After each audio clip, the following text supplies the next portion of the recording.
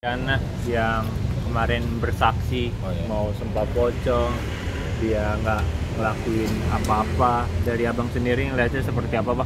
Ada yang ngerti pocong nggak? Ada ngerti nggak? Jadi saya sendiri sebenarnya nggak ngerti itu sumpah pocong. Saya justru makanya bingung ya, kalau seandainya ada penegak hukum ya, polisi, saya siap sumpah pocong. Kayaknya Pak Rudiana nggak pede apa gimana gitu kan. Seharusnya dia idealnya gini, saya siap ya diperiksa untuk mempertanggungjawabkan segala sesuatu yang saya tahu. Nah, itu saya lebih melihatnya lebih enak ya, lebih mendengarnya lebih enak. Tapi kalau saya siap sumpah pocong, jadi saya agak sulit saya mengambil kesimpulan ya, kalau misalnya ada penegak hukum mengatakan saya siap sumpah pocong. Tapi memang saya sudah memberikan apresiasi lah kepada Pak Rudiana ya. Dengan dia sekarang kan keluar, wajah juga udah mulai agak fresh ya, udah mulai bisa ada ketawa. Nah, saya memberikan apresiasi Pak Rudiana dengan muncul ke media, sudah berani muncul dengan waktu yang lama ya. Nah, terus juga ada kalimat yang saya sangat suka sama Pak Rudiana. Dia katanya bersedia juga kalau demi kebenaran makamnya mau dibongkar, demi penyidikan ya nanti disesuaikan atau ya kelihatannya dia mau ikut ya. Dan dia juga mengatakan bahwa yang meninggal itu benar-benar anaknya Eki ya. Saya intinya gini, kemunculan Pak Rudiana saya kasih jempol 2. Oke, mantap. Tapi untuk ada yang mau melaporkan KD sama Dede gimana, Bang? Katanya sih siapa? Si Rudiana.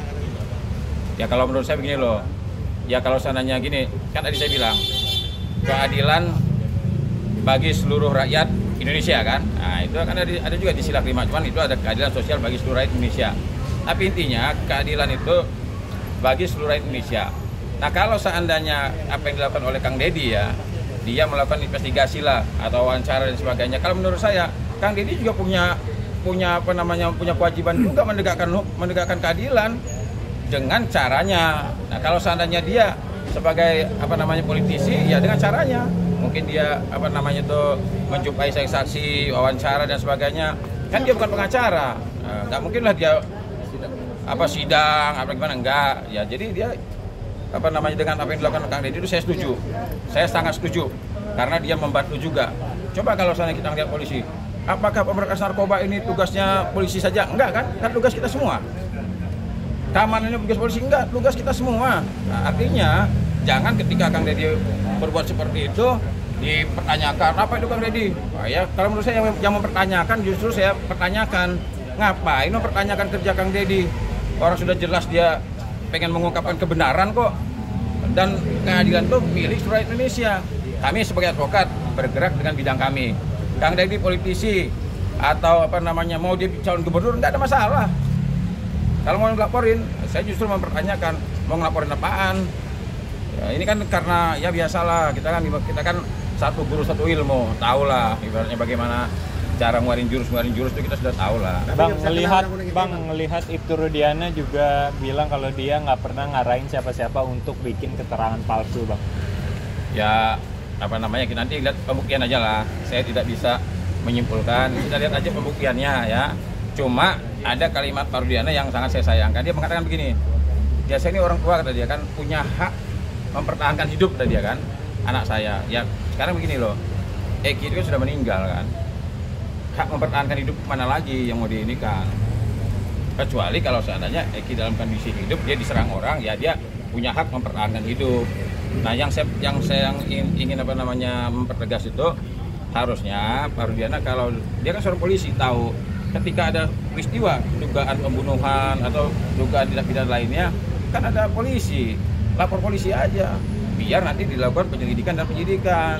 Nah kalau semua orang ini merasa bahwa wah anak saya meninggal nih, saya punya hak ini, nanti gunanya polisi buat apaan? Semua orang jadi polisi sendiri nanti, melakukan penyelidikan sendiri, penangkapan sendiri, ya repot. Negara kita ada aturannya, bos. Bang, melihat hari ini juga kan masih berlangsung PK Saka Tatal ya, Bang. Ya. Melihat PK Saka Tatal ini yang masih kekeh kalau ini adalah kecelakaan, tapi di sisi yang lain ada Ibtu Rudiana yang masih yakin anaknya dibunuh nih, Bang.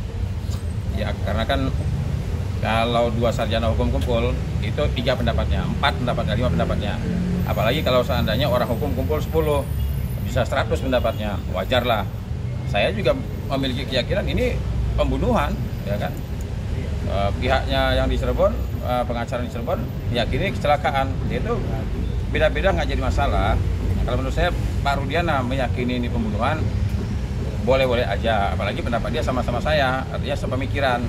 Nah, cuman yang saya tidak sepemikirannya, kenapa Pak Rudiana kalau punya kecurigaan bahwa ini pembunuhan, kenapa dia tidak melaporkan secara resmi ke polisian, biar nanti pihak kepolisian lah yang melakukan penyelidikannya secara sah, ada surat tugasnya, ada surat perintahnya, agar apa? Agar objektif, jujur, transparan, jadi tidak timbul permasalahan seperti ini. Komentar dong masalah, siapa yang tahu Pak Pocong? Oke. Oke.